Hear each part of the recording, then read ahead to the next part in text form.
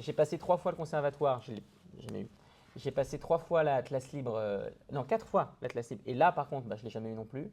Et j'ai passé le studio d'Anières, j'étais au dernier tour, mais je ne l'ai pas eu. Par contre, le prix Olga, je ne l'ai pas eu non plus. Donc en fait, j'ai rien eu, tu vois. Mais je ne vous dis pas ça pour qu'on puisse se dire, ah, mais c'est génial, en fait, tu peux tout foirer et tu peux quand même faire ce métier. Parce que oui, effectivement, tu peux tout foirer et tu peux quand même faire ce métier. Simplement, j'aime pas la phrase qui dit, mais t'inquiète, ça veut rien dire les concours. Parce que c'est pas vrai, en fait. Ça veut pas rien dire. Ça raconte un peu de celui qu'on est au moment où on les passe. Je suis assez ému de revenir ici, plus que je l'imaginais. Je pensais un petit peu par rapport à l'élève que j'étais, on en reparlera, que j'aurais une forme, je ne sais pas comment dire, mais de fierté un peu mal placée sur celui que j'étais à revenir dans ces conditions-là d'élèves qui parlent à d'autres élèves. Et en fait, non, je suis plutôt juste très sincèrement touché déjà que vous soyez déplacé pour voir ça et qu'on converse et qu'on partage ensemble certaines choses. Juste peut-être me présenter succinctement, enfin plutôt l'élève que j'ai été. Moi, j'ai fait le cours Florent ici de 2015 à 2019. J'ai fait 4 ans, je suis sorti juste avant le Covid. Donc je vous laisse imaginer le début de carrière que j'ai eu avec celui-ci. On en reparlera, ce sera assez court du coup. Et j'ai passé les concours aussi. Voilà, je les ai passés. On en reparlera aussi. On en reparlera aussi. On en reparlera. Et non, mais je vais être tout à fait transparent avec ça parce que c'est un point très important, je trouve, les concours dans cette école. Surtout qu'on les présente ainsi, et on a bien raison en vérité. Et on en reparlera avec plaisir puisque, spoiler alert, j'en ai eu aucun. Comme ça, on verra ce qu'il peut y avoir effectivement à retenir de tout ça. Pour moi, ma petite histoire personnelle, bien sûr. On y revient, je te le promets. Avec plaisir. Est-ce qu'on peut commencer par le début de l'histoire? T'es né où? T'as grandi où? Et, Ah oui, le début de l'histoire. Le début. Donc Vraiment. tes parents, tes arrière-grands-parents. Et quel est dans ton premier lien avec le théâtre? Comment c'est rentré au début dans ta vie? J'étais pas du tout prédestiné au théâtre. C'est-à-dire qu'avant le cours Florent, le seul souvenir de théâtre que j'ai, c'est le spectacle de fin d'année en CE2. Moi, j'ai incarné l'homme de Cro-Magnon qui découvre le feu, si tu veux. Donc, c'est pas là qu'a eu lieu la rencontre avec les grands auteurs. Parce que vraiment, le seul texte que j'avais, c'était ça. Donc, c'était pas là. Musset, c'était pas là, si tu veux. C'était pas là, je me suis dit, putain, super bien la poésie. Pas du tout. Et ensuite, j'ai fait un parcours assez classique et je me suis retrouvé en classe préparatoire en Hippocagne. Je voulais devenir journaliste. Et après, j'ai fait un stage en dépression. Je sais pas si tu connais le principe. C'est quelle pièce? Ouais, ça dure 8 mois, c'est intense, ça apprend pas mal de trucs. Et j'ai intégré les cours Florent juste après. Et j'ai pas eu, si vous voulez, le côté. Il y a le côté un peu magique dans ce qu'on entend du théâtre. Souvent, pour les gens un peu timides, on se dit ça m'a libéré, c'est magique. D'un coup, je suis monté sur le plateau et là, c'était pas le cas pour moi. J'ai mis vraiment 3-4 bonnes années avant de sortir un peu de ma coquille. Et notamment grâce à une professeure. Et on aura, je pense, l'occasion. On va revenir sur beaucoup de choses en fait. Regarde. Ah ouais, voilà, dis donc. D'accord. Est-ce qu'il y avait.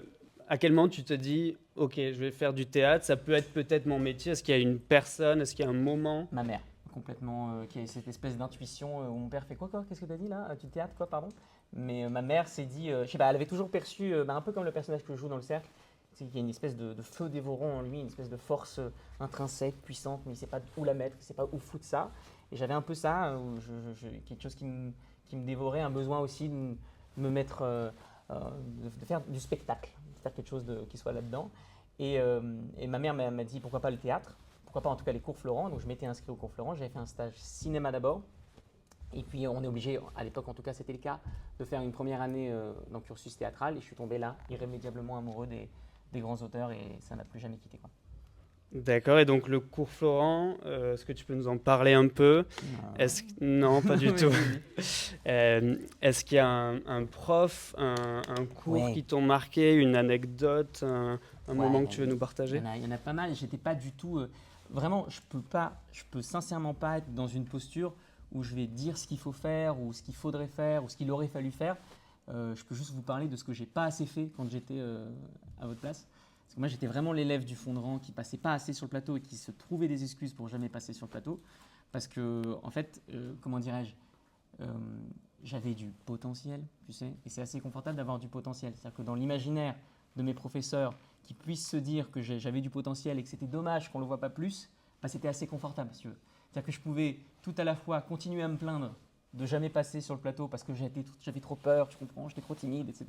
Et en même temps, me réjouir des petits compliments que j'obtenais quand enfin je daignais affronter ce monstre qui était le plancher sacré, tu vois, du plateau théâtral. Et c'était une posture, un équilibre qui m'a laissé assez confortable en vérité. Et il y a une professeure, c'est en dernière année, Pétronie de Saint-Rapt, qui m'a grandement aidé parce que je l'avais dit, je ne sais plus où, il y a des gens qui t'aident et il y a des gens plus nécessaires, je crois, qui te donnent l'envie de t'aider toi-même, tu vois, qui vont te donner envie d'aller voir pourquoi tu passes ta vie à subir en fait. Et ça, Pétronie, ça a été ça pour moi. Avec elle démarre la grande fouille intérieure du OK, qu'est-ce que je fais en fait? Qu'est-ce que je suis en train de branler? Rien. Donc pourquoi je branle rien en fait? Et on se met à travailler quoi. D'accord. Quand tu dis tu avais du potentiel, c'est une question qu'on entend beaucoup. Est-ce que Oui. comédien, tu nais comme ça ou est-ce que c'est beaucoup de travail? Mm. Qu'est-ce que c'est le potentiel pour toi et quel Non, travail tu as en dû fait, faire quand je dis potentiel, c'est que quand tu passais succinctement sur le plateau, par intermittence en fait, qui est un concept en soi que j'avais plutôt bien assimilé, mais dans ce sens-là en tout cas, quand je passais que trop rarement, tu vois, il y avait ce truc-là où le prof te disait ah mais pourquoi on ne le voit pas plus souvent lui, machin, et c'était confortable en vérité, cette posture, et ça m'a rappelé quand j'étais en Hippocagne, je ne sais pas si certains d'entre vous ont fait une classe préparatoire, vous n'avez jamais fait classe préparatoire, en gros, tu as ce qu'on appelle des cols. Les cols, c'est un espèce de 1v1 face à ton prof, un espèce d'octogone en fait, où ton prof est en plus un peu surélevé et toi tu es un peu là pour bien te faire comprendre que tu n'es qu'une merde, ce que tu es généralement à ce moment-là. Et tu as un examen d'espèce d'une demi-heure orale où tu dois parler, où tu dois faire un examen sur une matière précise. Moi c'était un cours d'espagnol, je fais l'examen en espagnol, la prof me dit rien. Et je me dis, mais qu'est-ce qui se passe? Vas-y, donne-moi 7 et laisse-moi rentrer chez moi parce que j'aimais pas du tout l'Hippocagne. Ce que j'y faisais, elle laisse un temps et elle me dit en fait, toi, tu as peur de travailler parce que tu as peur de t'apercevoir au fond de toi que tu n'es pas aussi talentueux que tu le penses. Et je dis ok, j'étais pas venu pour ça, tu vois, qu'est-ce qui se passe? Pourquoi j'ai une séance de psychanalyse que j'ai pas payée et que j'ai pas demandé? Vraiment, la phrase a résonné en moi très fort, mais pas du tout à ce moment-là. Bien plus tard, en vérité, quand je me suis retrouvé ici et que je me satisfaisais qu'on se dise ah c'est dommage qu'il n'ait pas confiance en lui, qu'on ne le voit pas plus souvent. Parce qu'en fait, travailler, je crois, hein, c'est l'interprétation que j'en fais, c'est un risque énorme. Travailler, c'est demander à la réalité quelle était la réelle ampleur de notre talent. On s'était préfiguré une amplitude de notre talent, on pensait qu'on pouvait aller jusque-là. Moi, le jour où je bosse, t'inquiète pas que ça va. Là, pour l'instant, non, parce que t'inquiète, je suis en train de me trouver des excuses pour pas travailler. Mais le jour où j'y vais, je t'assure que ça va être extraordinaire. Et en fait, travailler, c'est prendre le risque et demander, ok, c'est quoi il est où mon vrai talent en fait? Qu'est-ce qui se passe? Qu'est-ce que je suis réellement capable de faire? Et ça demande, c'est amener dans le concret les choses, et ça, c'est terrifiant. C'était terrifiant pour moi. Oui, parce qu'une fois que tu as travaillé là, tu peux plus sortir une non. excuse. Et puis tu es obligé de te dire, ok, d'accord, donc tu te confrontes à tes limites. Tes limites n'existent pas tant que tu passes aussi rarement sur le plateau et que tu n'as pas le temps et qu'on se dit, mais c'est dommage, il est bien, pourquoi on le voit pas? Il est déjà parti, tu vois, tu n'as pas le temps en fait. Si tu ne passes pas plein de fois sur le plateau, si tu n'y retournes pas, moi c'est pour ça que je vous disais que je peux seulement parler de ce que j'ai pas assez fait. C'est parce que franchement, c'est un terrain de jeu extraordinaire quoi. C'est-à-dire que tu as 3 années, 4 années peut-être, où tu peux faire de la merde. Tu peux revenir le lendemain et dire pardon, j'ai fait de la merde hier, je peux refaire de la merde aujourd'hui, mais d'une autre manière. Ça, tu peux pas le faire quand tu arrives en concours, tu vois. Tu arrives en concours, tu peux pas revenir le lendemain en disant excusez-moi, non, ton créneau est passé, ton créneau est passé. Là, tu as l'occasion de faire, de tester. C'est formidable de jouer des rôles que tu ne joueras plus jamais, de jouer des rôles qu'on ne te donnera pas aussi, parce que qu'on le veuille ou non, on a un emploi. C'est-à-dire qu'on y a quand je dis on a un emploi, c'est-à-dire que les metteurs en scène vont vous imaginer plus dans certains rôles que dans d'autres. C'est comme ça. Et donc il y a certains rôles qu'on ne jouera pas. Putain. Et donc là, c'est un lieu où on peut tout jouer, quoi. On peut tout faire.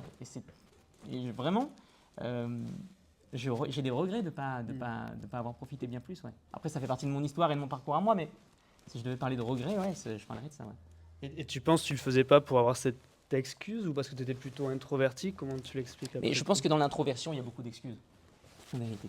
Je pense que la timidité peut être assez pratique pour masquer soit une certaine paresse en vérité, d'aller se confronter, comme je te disais, à quel est mon véritable potentiel, soit un véritable effroi de ne pas oser en vérité.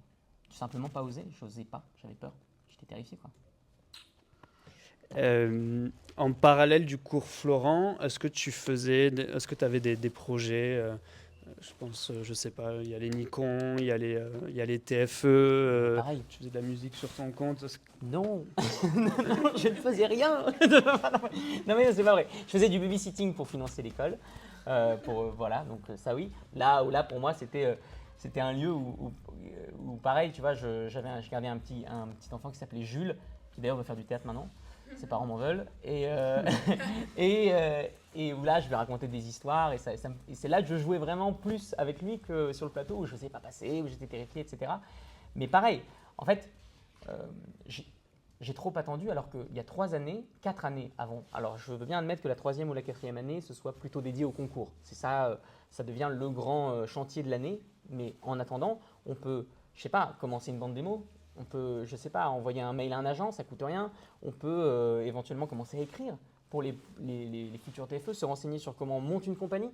Tout ça, c'est des choses qu'on peut faire dès la première, dès la 2e, dès la 3e année. Et je n'ai absolument pas fait tout ça.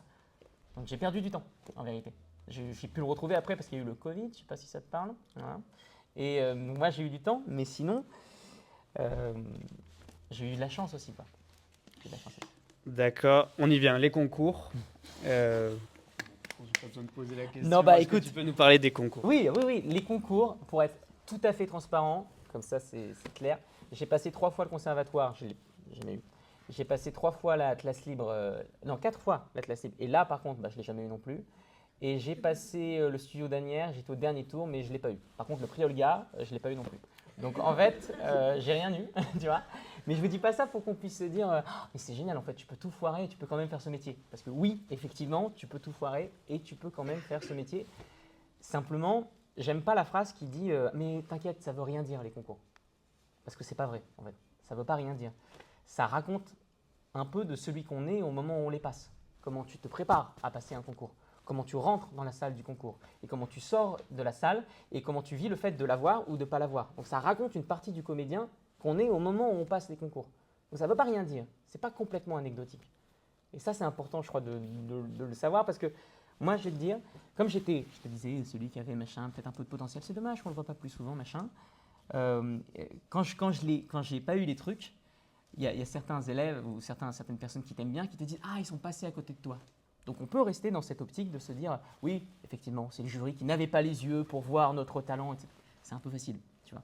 La vérité, c'est que c'est un récit qui est possible. Je ne vous demande pas de le changer. Si vous avez envie de voir le concours comme ça en disant « Ils sont passés à côté de moi », vous avez le droit. Simplement, moi, ça a commencé à changer dans ma vie quand j'ai commencé à me dire « Attends, c'est pas qu'ils sont passés à côté de moi, c'est que le concours, c'est un exercice spécifique. » Où tu as 3 minutes, 6 minutes si tu passes 2 scènes, 9 minutes si tu passes 3 scènes pour te montrer. Et dans cet exercice spécifique, à ce moment T, il y a des gens qui ont été meilleurs que moi. Il faut l'entendre, tu vois. Ça ne veut pas dire que je ne ferai jamais ce métier. Ça ne veut pas dire que je suis mauvais comédien. Ça veut juste dire que dans cet exercice, il y a des gens qui ont été meilleurs que moi. Et donc, au moment où j'ai commencé à me responsabiliser vis-à-vis de mes échecs, en fait, tout simplement, c'est simple, hein, c'est tout con. Hein. Bizarrement, je ne suis pas rentré dans les auditions avec la même attitude. Tu as eu des doutes à ce moment-là? Est-ce que j'arrête tout? Je ne suis pas fait pour ça? Bien sûr, on est en 2019. Je suis au dernier tour d'Anières, je ne l'ai pas. Et juste après, il y a le Covid. Donc tu te dis, la partie est terminée, quoi. On s'est bien amusé. C'est fini, on rentre à la maison et on va faire les vraies études qu'il fallait faire, que j'aurais pu faire parce que j'étais en classe préparatoire. Et oui, effectivement, tu t'interroges. Mais c'est aussi là où tu dis, attends, si c'est sincèrement, réellement ce que je veux faire, si je pense que je suis fait pour ça, le plus honnêtement du monde, que ma mission à moi, c'est de faire ce métier, d'incarner ces personnages-là, alors on met tout en œuvre et il n'y a plus d'excuses possibles. Et tu peux quand même faire des choses. Et ça va se jouer aussi sur l'attitude. Parce que des bons comédiens, mais il y en a plein en fait. Il y en a des gens qui jouent bien, mais d'ailleurs vous l'avez vu en classe, il y en a plein des gens qui jouent bien. Vous avez vu plein de scènes, je suis sûr que vous avez déjà vu plein de scènes où vous vous êtes dit, mais tout le monde peut jouer bien en fait. Mais par contre, des gens avec qui on a envie de travailler, il y en a déjà un peu moins. Des gens qui arrivent avec le sourire tout le temps, qui ont envie de travailler. Des gens qui ne font pas la gueule quand on leur fait une remarque.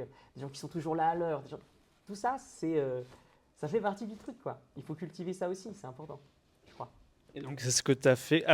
Quel est l'après-Florent, après ces concours, tes premiers spectacles? Qu'est-ce que tu fais? Parce qu'il y a un vide quand même après Florent. Sacré vide. Mais après Florent, il y a déjà, je rattrape mon retard culturel. C'est pareil, idiot, mais je lis tout ce que je n'avais pas lu. Tous les grands classiques, toutes les pièces, tous les Molières, tous les Racine, tous les Corneille, je les lis. Je ne dis pas que c'est ce qu'il faut faire, vraiment, chacun aura son parcours vis-à-vis des textes, vous les rencontrerez ou pas, ou non à ce moment-là. Enfin, vraiment, c'est pas du tout un mode d'emploi, c'est juste mon histoire à moi, tu vois.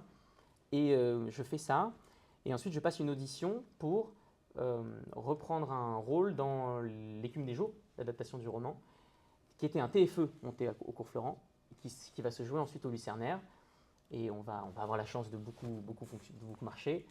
Ensuite, j'ai pu jouer dans La Tempête de Shakespeare au théâtre de la Huchette, dans un projet un peu fou. Et après, j'ai eu mon seul en scène, le Garçon Nuage. Et ça s'est fait comme ça jusqu'au Cercle des Poètes Disparus. Mais donc ça s'est mis en place, mais je pense vraiment que c'était aussi une question d'attitude. Je ne suis pas rentré à l'audition de L'écume des jours comme j'étais rentré au concours où, en vérité, tout dans mon corps trahissait une excuse d'exister, tu vois. J'ai tout essayé de dire au jury, pardon d'être là, je suis désolé d'exister, pardon d'être moi. Et c'est sûr que si tu rentres comme ça, tu ne donnes pas envie aux gens de travailler avec toi. C'est évident. Et donc, quel est le conseil que tu pourrais donner vraiment sur... après, Florent, entoure-toi des personnes que tu aimes, fais des projets, va faire des castings. Est-ce qu'il y a... Je ne sais pas trop si je peux donner des conseils en vérité, puisque je crois sincèrement que vous aurez votre histoire, et vous aurez vos parcours, vous aurez vos erreurs, vous aurez votre chemin, et si ça se trouve, vous aurez les concours, et je vous le souhaite, parce que ça peut aider, ces concours, c'est pas n'importe quoi, c'est pas de la merde, c'est pas de la merde, ça peut vraiment aider. Il y a plein de gens qui travaillent grâce à ces concours, il y en a d'autres qui ne travaillent pas avec, c'est vrai, mais il faut bien les préparer, il faut mettre quand même les chances de son côté. Mais ce que je peux dire, c'est que ça reste un métier où on s'aime, tu sais. Un jour, il y a un gars qui vient vous voir et qui vous dit « je suis en train de rêver à une pièce » et un jour, le mec qui je rêve quand je pense au spectacle, c'est toi. Puis vous apprenez que ce mec a fait une dépression, qu'il fait plus de théâtre et qu'il est parti faire une retraite spirituelle au Népal, tu vois. Donc en fait, il n'y a pas les pièces. Histoire vraie. On va. Non mais oui. Non mais ça arrive. C'est-à-dire que il y a des gens comme ça. Si tu avais dû faire tous les projets dont on t'a parlé, tu n'aurais pas une seconde de libre. Et puis il y a parfois un gars avec qui tu parlais en soirée, tu avais complètement oublié son nom, et qui a pensé à toi parce qu'il t'a trouvé très sympa, ça peut arriver aussi, et qui t'a mis sur une audition. Tu vois. Donc c'est un métier où tu s'aimes comme ça, et mine de rien, entretenir ça, parce qu'on dit souvent, ouais mais sans réseau on ne peut pas le faire. Ah, mais le réseau, ça se crée, quoi, ça se fabrique. Le réseau, c'est ton pote qui a une caméra. Le réseau, c'est ton autre pote qui, sa tante, elle bosse au théâtre machin en tant qu'ouvreuse, et puis il cherche quelqu'un, et puis tu vas pouvoir. C'est que ça, en fait. Et après, cette personne-là va penser à toi pour un truc parce que, effectivement, tu joues bien, mais aussi, on a envie de travailler avec toi. T'es sympa. Je sais, con, hein, mais on a envie de travailler avec toi. Tu donnes envie qu'on bosse avec toi. D'imaginer, on a envie de créer avec toi, on a envie de s'aventurer dans des personnages, dans des créations, et tout ça, c'est hyper important, je crois. Oui, quoi qu'il se passe, tu passeras un bon moment au pire. Voilà, exactement. Le Cercle des Poètes Disparus, Oui. je crois qu'il y a une anecdote rigolote sur comment c'est parti. Je ne sais pas si elle est rigolote, mais donc on est en janvier 22, donc je suis à la première de mon seul en scène que je joue au Théâtre des Déchargeurs. Et donc des amis à moi sont venus me voir, des amis de Florent que je n'avais pas vu depuis très longtemps. Et ils me disent, mais en fait, il faudrait qu'on monte un spectacle. On est post-Covid, on ne joue plus rien, on n'y arrive plus. Et on a envie de faire quelque chose, on n'a pas envie de subir éternellement. Donc on se dit, allez, montons un spectacle pour Avignon pour cet été. On va trouver un théâtre, un lieu.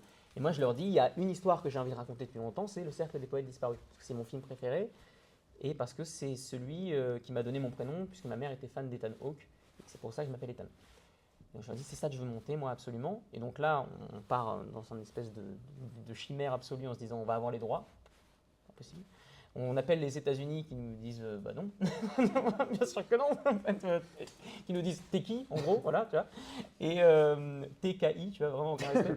Et on se dit, et ils nous disent, en fait, vous n'aurez jamais les droits, parce qu'ils ont été vendus il y a longtemps. Et on ne peut pas vous dire à qui, mais ce qu'on peut vous dire, c'est que ça a été vendu très cher et qu'en fait, vous êtes personne et vous ne les aurez jamais. Vraiment, j'ai un mail où le gars n'est pas très agréable et il nous parle un peu sur ce ton-là. Tu vois. Donc là, tu fais, bon, ok, c'est terminé, quoi. 2 mois plus tard, l'audition pour le monter au Théâtre Antoine tombe. Et j'ai eu l'audition, j'ai pu la passer parce qu'elle avait été transmise aux agents. Bon, moi, je n'avais pas d'agent à l'époque. Mais un des amis avec qui j'avais voulu monter le spectacle, lui, avait reçu l'audition et a fait, attends, c'est incroyable, il faut qu'on la passe tous, tu vois. Et on est allé la passer tous les 4. Et je m'y étais pris un peu tard parce que j'étais encore en train de me saboter, quoi. Et j'ai fini par envoyer le mail. Et dans le mail, j'avais glissé Je me permets juste de vous dire que c'est mon film préféré, que c'est avec lui que j'ai commencé un peu à lire, que c'est lui qui m'a fait admirer la poésie, et que je m'appelle Ethan, notamment grâce à Ethan Hawke. Et c'est parce qu'il avait vu ça dans le mail qu'il s'est dit « Ah mais lui, il faut le voir », alors qu'il n'avait plus de place pour auditionner normalement. Voilà. Donc, c'est une belle histoire, ça arrive que les histoires soient belles. Et ensuite, comment ça s'enchaîne Ensuite, l'audition, les répètes, la troupe, la première. Ensuite, honnêtement, c'est assez fou, c'est assez dingue. Cette aventure est bouleversante à bien des égards. Et on mesure assez peu ce qu'on vit. On a rencontré notamment, tu vois, à la 50e, il y avait le réalisateur du film qui est venu nous voir, Peter Weir. Donc ça, c'était extraordinaire. À la 120e, je crois, il y avait Tom Schulman, le scénariste, qui est venu nous voir. Enfin, on vit des trucs extraordinaires. Et le spectacle s'est monté comme ça. Alors pour créer une réelle camaraderie, parce qu'il voulait absolument ça, le metteur en scène, Olivier Soliveres, on est parti en résidence, mais en résidence pas de travail, de connaissance. On est parti se connaître, jouer au ping-pong à la campagne et tout, etc. Pour créer ça, cette alchimie entre les jeunes. Et après, il y a eu 2 mois de travail pour monter ce spectacle. Et la première, c'était en janvier 2024. Voilà. Je reviens un tout petit peu en arrière, mais je suis curieux, le casting, comment ça s'est passé pour toi après avoir… Mais le casting, c'est… tu vois, en plus, tu rentres dans le truc et je sais pas comment te dire. Premier tour, tu es tout seul. Donc tu passes ce que tu veux. J'avais 3 à 4 minutes, tu passes ce que tu voulais. J'avais passé un bout de mon seul en scène. Je me suis fait un kiff parce que tu es au Théâtre Antoine, ce lieu est mythique. Tu te dis, peut-être que j'aurai plus jamais un texte à moi là-dessus, donc je vais me faire un grand plaisir et je vais dire mon texte. Et deuxième tour, on était 30 à 40. Et franchement, je te jure, c'est un peu la Coupe de France. C'est-à-dire qu'il y a le PSG, il y a Lille, il y a Lyon, il y a lui, il a fait ci, lui, il a fait ça, lui, je l'ai vu dans cette série. Toi, t'es Quevilly, tu vois, tu viens de National 2, tu te dis, qu'est-ce qui se passe? Je vais jamais être pris, en fait. Tu vois machin, tu vois les gens, tu les connais, en fait, parce que tu les as vus faire ceci et cela. Et en plus, c'était une vraie épreuve pour les stressés comme moi ou pour les grands timides, parce que c'était… allez, qui veut passer? Toi, vas-y, fais cette scène-là avec machin. Bah, tu vois, c'est des ateliers de travail comme ça.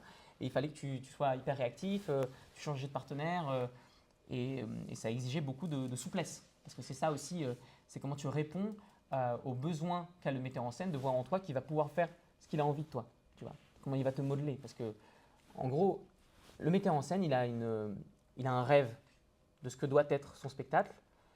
Et nous, ce qu'il faut qu'on fasse, c'est arriver à s'inscrire dans le prolongement de son rêve et au sein même de ce prolongement, lui faire des propositions qu'il n'avait pas vues. Tu vois, c'est pas si simple, mais tu vois, il faut s'inscrire dans la continuité de ce qu'il avait rêvé en se disant « Ah ouais, ça peut être une potentialité pour ce personnage. Je le vois bien dedans. » Et ça s'est fait comme ça. Il y a eu plusieurs tours, 4 tours en tout. Après, il y a eu des lectures parce qu'il cherchait qui allait faire le professeur Keating. Donc, on a fait plusieurs personnes, plusieurs têtes d'affiche, etc. Et on a su qu'on était vraiment pris en juillet 23, alors que le premier tour était en mai 22. Donc il y a eu 1 an de stress, d'attente et de terreur et d'effroi. Mais quand on m'a dit ce sera toi, on a revu le film avec mes parents le lendemain en larmes. C'était un très bon moment. Ouais, c'était cool. Bravo encore. Et j'imagine aussi que tu dois rentrer dans son imaginaire, mais rester toi-même, ne pas trop te tordre, rester authentique, tout en essayant de répondre à ce qu'il veut de toi. Donc ça va être un truc un peu d'équilibrisme. Exactement. À la fois, tu dois te montrer toi, c'est-à-dire il doit te savoir toi, c'est-à-dire quel état. Mais parce que c'est la grande, je dirais, ambivalence de notre métier, c'est qu'on est très nombreux à pouvoir apporter notre singularité à des rôles qui, eux, sont uniques. C'est-à-dire que des Neil Perry, par exemple, le personnage que je joue, tu peux le jouer, ça se trouve, tu peux le jouer aussi, et ce ne sera pas le même, tu vois. Parce que tu as ton corps, tu as ta voix, toi. Et le public, forcément, s'il vient te voir, toi, pour le public, c'est toi, Neil, c'est pas moi. C'est comme ça. Et peut-être que tu seras très bien. C'est aussi une réalité qu'il faut prendre en compte. C'est-à-dire qu'on est éminemment remplaçable, même s'il faut se battre pour donner la sensation qu'on ne l'est pas. C'est très, très particulier, quoi. Et donc, je l'ai vécu assez sereinement en vérité parce que tu vois, il fallait préparer le texte. Il disait, vous pouvez venir texte à la main. J'avais appris les 6 rôles en me disant, je connais tout par cœur, je suis disponible et tout, etc. Et ça fait partie des petites choses pratiques, mais voilà, allez, un conseil, et ce sera le dernier parce que je ne veux pas donner de conseils, mais si un jour on vous dit audition texte à la main, apprenez le texte. Ça paraît con, mais metteur en scène se dit, ok, il y a un mec qui bosse, quoi. Le mec qui bosse, quoi. Ça fait tout de suite le truc, quoi. Tu montres tout de suite ton engagement. C'est par des détails, hein, mais tu prouves quelque chose, quoi. Tout de suite. Le mec se dit, mais ok, lui, il est pas là il n'a pas une audition juste derrière, c'est ce spectacle-là qu'il veut qu'il veut intégrer, quoi. Une autre question sur les t'en prie. conseils, je le barre du coup. Non, non. Alors, on y reviendra après. Donc, Serre des Poètes disparaît. Combien de représentations aujourd'hui? Là, on en est à T'en as fait 275. 275. C'est comme ça. À la fois, peut-être là, parce que tu es donc en tournée aujourd'hui, Ouais. quelle est la différence entre quand tu étais à Paris en tournée et aussi comment tu te réinventes après 275, comment tu te redécouvres, comment il y a la première fois, comment tu gères le physique, l'émotion, tout ça. Petite question. Non, non, mais. Alors, la différence entre la. Honnêtement, on était assez heureux de partir en tournée parce que la différence avec Paris et la tournée, c'est qu'il y a un côté encore plus événementiel quand tu vas la jouer en tournée parce que tu viens la jouer 1 ou 2 fois. Donc, les gens savent que la pièce se jouera dans leur ville 1 ou 2 fois. Donc, ça crée une espèce d'atmosphère unique comme ça, d'autant que la salle n'est jamais la même, le plateau est plus ou moins grand, la salle peut être plus ou moins grande également. Donc, tu es nécessairement ramené au présent plus facilement par la condition matérielle. Tu vois, c'est-à-dire que ça change. Mais pour autant, ça reste dur de se réinventer, comme tu dis. Mais vraiment, ça m'a appris aussi pas mal de choses à ce niveau-là. C'est que je ne sais pas si ça vous est déjà arrivé. Je ne sais pas du tout en quelle année vous êtes à peu près. Vous êtes en quelle année à peu près? Première et deuxième année. Ok. Troisième année, ok. Et en gros, je ne sais pas si ça vous est déjà arrivé quand vous jouez une scène, mais parfois, alors il y a deux choses en gros. Soit vous avez la sensation d'être attrapé parce que vous pensez être de la grâce, vous avez la sensation de fusionner avec votre personnage, c'est magique, vous incarnez vraiment le truc et tout. Et à la fin, on vient vous dire ouais, c'est horrible. Et puis des fois, vous n'êtes pas dedans, mais genre vous n'êtes pas du tout dedans. Vous êtes en train de penser à la manière que vous devriez avoir pour jouer véritablement la scène. Vous êtes en train de vous dédoubler, il y a une part de vous-même qui vous regarde en vous disant mais t'es mauvais, c'est pas possible de faire ça, t'es nul quoi. Et à la fin de la scène, on vient vous dire c'était bluffant, je n'ai jamais vu ça, tu vois. Et donc ça crée une espèce de, tu fais attends, qu'est-ce qui se passe, je comprends pas. Il n'y a pas de rapport immédiat entre ce que tu penses avoir fait et ce que les gens voient de toi, tu vois. Et je crois que c'est parce que on aime à se dire quand on est comédien que ce qui est beau, c'est de croire en ce qu'on fait. Je crois vraiment en la douleur que j'incarne et tout, etc. Et on oublie, je crois, un petit peu que parfois notre métier, c'est aussi de faire croire qu'on est, plus que de croire ce que tu vois ce que je veux dire. C'est-à-dire que ça reste du mensonge, sincère, mais du mensonge. Et donc tu dois prétendre à être pour un public. Et je crois que ce que m'a appris ce truc-là, c'est que forcément, en plus je joue un personnage un peu qui a une charge émotionnelle très forte, pour dire ça poliment. Et donc, comment tu fais pour ne pas convoquer en permanence? Parce que si tu convoques des choses, déjà tu vas t'user, tu vas te fatiguer. Pour autant, il ne faut pas fabriquer non plus. Je pense que le meilleur moyen, c'est de se laisser atteindre. Voilà, c'est de se mettre dans des dispositions où ça te parvient. L'émotion du personnage, comme on dit, ou sa douleur, sa sincérité, son envie à ce moment-là, te cueille. Voilà. Donc ça te parvient par l'autre presque, enfin, la personne Aussi, avec qui tu très, joues, très important. plus que Ça, toi, c'est tes très souvenirs internes. Ça, moi, Ouais. j'y crois pas une seconde. En fait, je crois que c'est très possible de jouer une très belle scène en pensant à ton grand-père, mais déjà, laissez-le tranquille. Il vous a rien demandé, tu vois. Et donc, voilà. Et je crois que c'est très possible, mais que tu t'uses en fait. Tu peux pas faire 275 dates en pensant à… C'est pas possible, quoi. Tu vas devenir dingue. Tu vas devenir fou. En fait, tu vas faire une très belle carrière, mais tu vas jouer 300 dates et tu ne te reverras plus. Après, tu vas partir, quoi. Je pense que pour durer, il faut trouver des… Mais en même temps, je vous donne absolument pas de conseils parce que faites vos expériences de jeu. Quoi. Tu stresses toujours? Est-ce que tu as des rituels? Comment Ouais, j'ai avant de des rentrer sur scène? petites routines. Ouais, tu peux nous le partager? Petits échauffements vocaux, surtout physiques aussi également. Mais ça, pareil, c'est très… Tu vois, on est 11 gars. Les 11 ont une routine complètement différente. Pour autant, il n'y en a pas une qui est meilleure que l'autre. Chacun a sa manière de vivre le spectacle, de le vivre avant de le jouer. Moi, j'ai toujours une pensée, mais c'est comme ça pour mon oncle, ma tante et une amie qui était d'ailleurs une amie au cours Florent et qui est décédée il n'y a pas longtemps, avant de monter sur scène, parce que je ne sais pas, j'aime à me dire qu'il m'accompagne dans cette entreprise-là et que j'aurais tant aimé qu'il me voit me réaliser dans ce spectacle-là. Et ça, c'est toujours une pensée qui m'accompagne. Et sinon, non. Ce que tu disais, oui, tu vois aussi dans le regard de l'autre, mais en fait, tu es aussi aidé par… Il y a un décor, il y a des costumes, il y a une lumière, il y a un cadre, tu es dans un écran. Tout ce que tu as à faire, c'est de ne pas trahir parce que le public, quand il voit l'écran, en fait, il croit déjà à ce qui se passe. Tout ce que tu as à faire, c'est par ton jeu, par la façon que tu as d'incarner, par la place que tu laisses au silence, de ne pas trahir la croyance qui est déjà en train de se créer pour le public, quoi. Il est déjà en train de croire au truc. Si tu arrives et que tu joues faux, bon, tu nous brises ton mythe, tu vois, c'est sûr. Mais si tu te glisses là-dedans, tu te laisses porter, ça paraît facile de dire ça parce que la plupart du temps, c'est très dur de se laisser atteindre, de faire vraiment de soi une éponge et tout, mais je crois que c'est ce qu'il faut viser. Si tu arrives à faire ça, déjà c'est du bonheur absolu et ça fonctionne, je crois. Un moment important, évidemment, les Molières. Est-ce que tu peux nous raconter l'avant, le pendant, après? Comment tu apprends que tu vas être nommé? Comment se passe la cérémonie, ton discours? Et après, qu'est-ce que ça change pour toi? Oh, dis donc, une question. Non, alors ça pareil, ça a été une vraie surprise pour moi. C'est-à-dire que l'aventure qu'on vivait collectivement était tellement magique que je ne vais pas faire comme si attends, c'est fou, j'ai été nominé, c'est évidemment c'était extraordinaire, mais j'ai regardé l'annonce des nominations, tu vois. Il y avait quelque part, sans doute, une part de moi qui attendait, qui espérait que j'y sois dans les nominés. Parce que il y a des prénommés, comment ça fonctionne en fait? Non, il y a des nominés. On dit nommés, je crois. Il y a des nommés. Donc on était 5 ou 6 garçons, je crois. Et après, parmi ces 5 ou 6, il y a quelqu'un qui l'obtient pendant la cérémonie. Mais les nommés ont lieu, c'était début avril.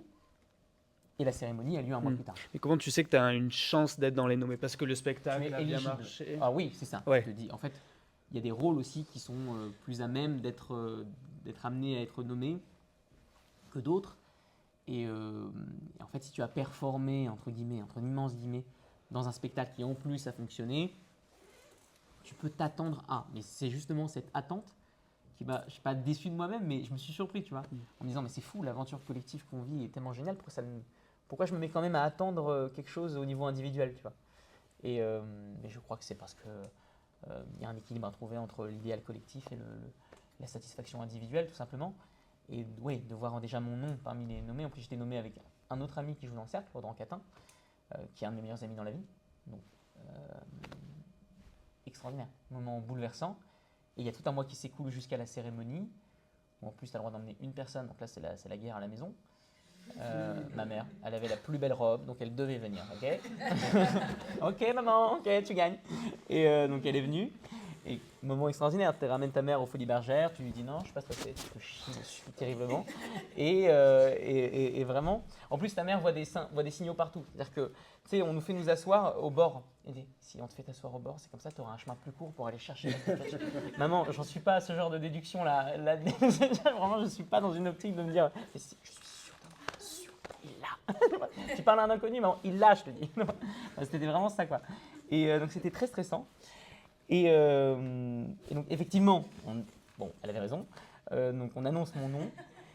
Et alors là, il se passe deux trucs complètement. Alors déjà, j'ai revu la vidéo il n'y a pas longtemps, mais c'est comme ça.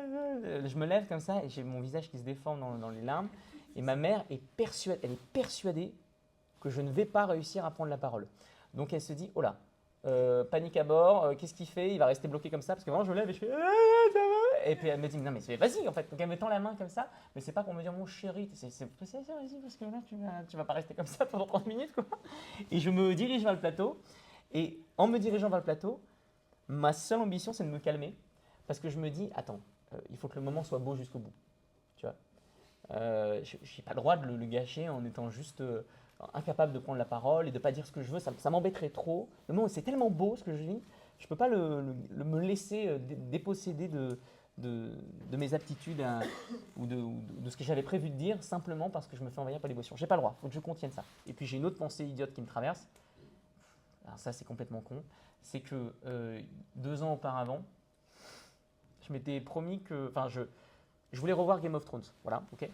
Et parce que j'adore Game of Thrones. Et je m'étais dit, est-ce que sincèrement, là, donc on est 2 ans avant, je fais rien de ma vie, je fais rien de ma vie, est-ce que je peux me permettre d'allouer 100 heures au moins de mon temps libre à une série que j'ai déjà vue?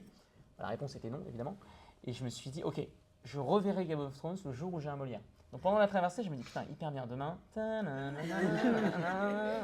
C'est comme ça, en train de rêver avec ma statue. Ça va être hyper bien. C'est ce qui s'est passé. Le lendemain, j'étais comme ça. Allez, régalez-moi, les gars. C'est hyper bien. Et voilà, j'ai pensé à ces deux choses qui n'avaient rien à voir. Et pour te dire le chaos d'image contradictoire qui m'a attrapé à ce moment-là. Et j'avais toujours prévu que si je remportais quelque chose, mon dernier mot irait à ma grand-mère. Autant j'ai pas vraiment dit ce que je voulais dire sur le reste pendant le discours, autant j'ai voulu adresser mon dernier mot à ma grand-mère et je lui ai fait, je crois, un très beau cadeau dont elle me parle tout le temps. Et ça, j'en suis ravi. Ça, c'est pour le Molière une fois qu'il a été obtenu. Donc le lendemain, donc, je vous ai dit Game of Thrones.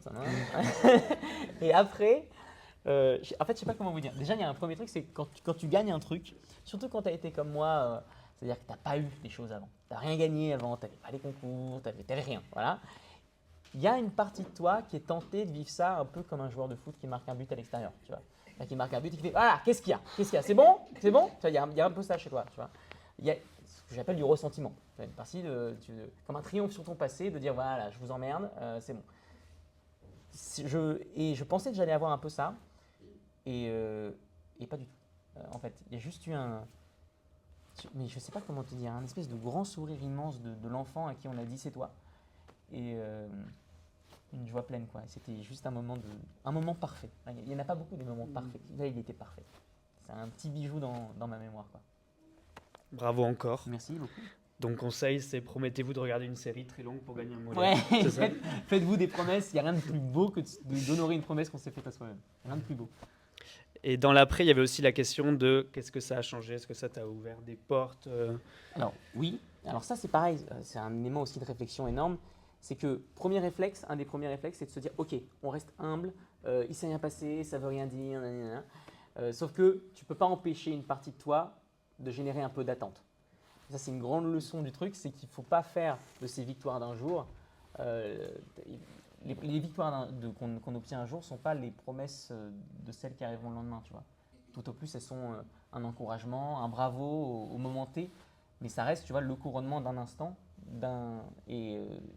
pour féliciter ce qui s'est passé juste avant. Et ça ne veut rien dire pour ce qui se passera après. Et ça, c'est pas facile de le voir, parce que tu te dis, bon, maintenant que j'ai ça, il va peut-être m'arriver des... Non, ça vient couronner un instant, un moment, et la suite, il faut les faire encore, il faut donc renouer avec le travail, se remettre le bleu de chauffe, entre guillemets, et se remettre à travailler, quoi. Et ça a été la grande leçon du Molière. Ouais. Ceux qui ont des Goncourt, ils disent c'est presque l'opposé. En fait, les gens te voient comme le Goncourt, donc tu as la pression d'être au sommet. Quoi. Ouais, j'avais pas du tout la pression de me dire ah, ils m'ont donné un Molière, ça veut dire que. Parce que c'est pas moi qui. Puis j'ai forcé personne à me donner une statuette, tu vois. Donc c'est leur responsabilité, entre guillemets, d'avoir donné ce truc-là. Et donc je me sentais pas le devoir de prouver que je le méritais, quoi. Ça, j'ai pas eu trop cette pression, même si j'avais parlé avec Eva Rami, qui est une amie à moi, qui l'avait eu aussi, et qui me disait, elle, qu'au début, oui, elle avait pu penser à ce truc-là. Et c'était très émouvant d'ailleurs de voir comment on avait vécu tous les deux cette récompense. Et ouais, non, moi j'ai moins vécu ça. C'était plus le côté comment je fais pour que ça génère pas d'attente et que je me dise juste c'était le couronnement d'un moment. C'était la concrétisation matérielle et géniale d'une aventure qui l'était déjà en plus. Oui, d'accord. Voilà. Donc ni de toi intemporel, ni de Ouais, absolument. cet esprit-là. D'accord. Voilà, c'était l'ambition. Et la suite, après le Cercle des Poètes disparus, est-ce que tu as des projets? Est-ce que tu as envie de faire du cinéma? Est-ce qu'il y a de l'écriture perso, mettre en scène? Quelle est la suite et de quoi tu as envie Mettre en scène, non, parce que je crois sincèrement que je n'ai pas l'œil pour. Donc non, je ne ferai pas de mise en scène, en tout cas pas tout de suite. J'adorerais, et c'est dans les tuyaux, waouh, dans les tuyaux. Quel âge? Ouais, c'est terrible. Reprendre mon seul en scène. Que j'avais écrit et dont j'avais présenté une scène à l'audition du Cercle des Poètes disparus. C'est un seul en scène qui s'appelle Le Garçon Nuage et qui est écrit quasiment intégralement en alexandrin. Et ça me plairait beaucoup de le reprendre. Voilà, c'est surtout ma grande ambition. Et en ce moment, c'est pour vous dire à quel point l'année des concours m'a chargé, j'écris un roman à ce sujet, parce que c'est une histoire moi, qui m'a lourdement chargé et sur laquelle je pense... il y a des choses à dire et à analyser. Et en même temps, je prépare un podcast sur la littérature qui sortira dans pas trop longtemps, je l'espère. Enfin. Donc éligible au concours aussi. Absolument. Promis, après on ne revient plus au conseil, mais non, ce que tu veux. À la fois, est-ce qu'il y a un conseil que tu as donné, qu'on t'a donné à toi? Un conseil qu'on t'a donné à toi où vraiment ça a résonné et ça a été utile. Ouais. Ça me troublait d'ailleurs beaucoup. c'est ma professeure, donc Petroni, qui nous donnait des conseils justement sur une scène, en disant voilà, j'ai vu ça, etc., comme les profs le font, et qui juste avant de jouer dit maintenant, oublie tout, tout ce que je t'ai dit, et joue. Et je trouvais ça c'était très déroutant. Mais ça rejoint ce que je te dis sur le. C'est comme ça que j'ai perçu ce truc-là. Charge-toi de ce que je t'ai donné là, mais pour autant, n'en fais pas une vérité absolue et intrinsèque, et lance-toi toi aussi avec ce que tu vis sur le plateau au moment où tu le vis, quoi. Donc, de conseils, non, à part vous dire, encore une fois, ce que moi, j'ai pas fait, c'est-à-dire profiter pleinement de ce que cette école peut offrir, quoi. De monter sur le plateau, faites de la merde, en fait. Faites de la merde, mais faites-le plein de fois, quoi. Ça, oui, ça, je vous le souhaite. Je vous souhaite de faire de la merde, ici, plein de fois. Voilà. Trompez-vous. Trompez-vous. Oh, c'est beau. Enfin, je me pose une question après ça. Comment tu allies ton perso dans tout ça? Déjà, le temps qui te reste après ça. Est-ce que c'est dur? Est-ce que tu as d'autres passions à côté? Enfin, voilà, comment tu jongles avec tout ça? C'était pas simple au début, surtout les premières dates à Antoine, puisque le spectacle prenait une charge mentale dans ma tête immense et toute ma journée était dédiée à la soirée en vérité. Tu vois, comment je vais faire pour être en forme, pour jouer ce soir-là, qu'est-ce qui va se passer, tout était comme ça. Et ce qui était dommage en soi, puisque je passais ma journée à m'inquiéter en soi, de ce qui n'était pas encore advenu, et je ne faisais rien à côté. Là, ça a changé après, les dates se faisant, le spectacle se déposant aussi un peu plus en moi. Ça, je suis content, maintenant j'arrive à faire ce que j'aime aussi, lire beaucoup, écrire, me cultiver, tout ça. Je vais faire du sport, voilà, tous ces trucs-là que j'avais du mal à faire avant. Ouais, c'est devenu beaucoup plus simple aujourd'hui. Je t'ai demandé avant l'entretien si tu pouvais choisir un texte. Ah oui, c'est vrai. Est-ce que tu serais d'accord pour nous le lire? Écoute, c'était un petit texte, oui, que j'avais. C'était un petit texte, oui, je te l'ai. Oui, avec plaisir. On a beaucoup parlé d'échecs en soi, je crois, pas mal. Et là, c'est un petit bout de, je vais mettre mes lunettes, je vois rien, de Carmosine de Alfred de Musset, qui est en fait un texte assez peu connu de Musset. Et là, on est à un moment où Minuccio vient voir son ami Perillo. Perillo vient de vivre une forme de drame amoureux. Et son ami, qu'il n'avait pas vu depuis longtemps, s'adresse à lui en ces termes et lui dit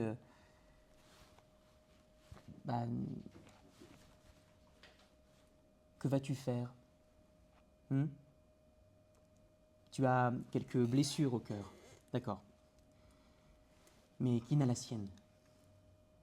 Je ne te dis pas de combattre à présent ta tristesse, mais de ne pas t'attacher à elle et t'y enchaîner sans retour, car il viendra un temps où elle finira.